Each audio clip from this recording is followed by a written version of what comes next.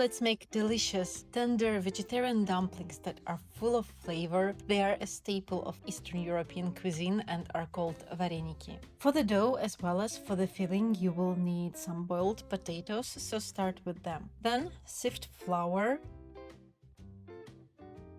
and whisk one egg with a pinch of salt. When you add salt, the egg yolk and the white combine together perfectly. Once the potatoes are soft, transfer them into a bowl and reserve the broth. To the flour, add oil, whisked egg, and hot broth from the potatoes. Start mixing the dough first with a dough whisk and then, when you can touch it, with your hands, until it gets smooth, and then let it rest for at least 15 minutes. In the meanwhile, prepare the filling. Cut onions and mushrooms into really small cubes.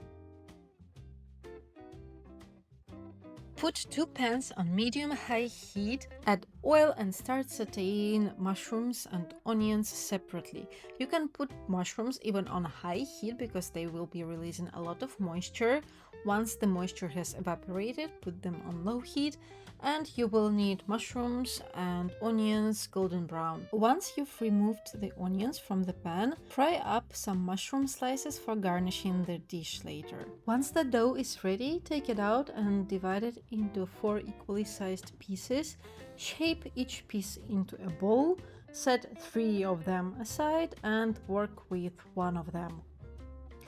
Lightly dust the working surface and start rolling out the dough. As a result, it should be quite thin, but still thick enough to not tear when you lift it off the surface. Use a cookie cutter or just a regular water glass to cut out little circles from this sheet of dough. Then roll them out slightly and they are ready to be shaped into dumplings. For the filling, mix the onions with potatoes and mushrooms. Reserve some of the onions for later for garnishing and mash the potatoes and mix everything together.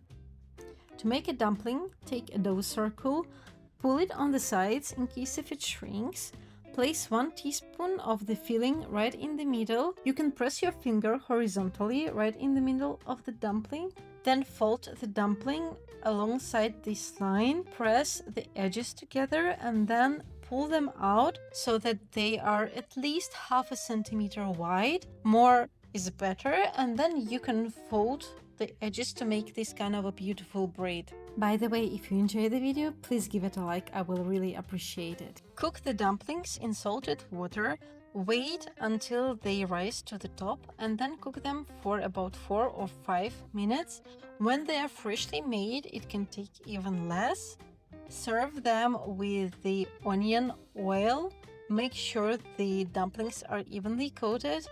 Top them with the fried mushroom slices, some fresh dill, and of course, sour cream. From this amount of ingredients, you will have about 50 dumplings, which is quite a lot.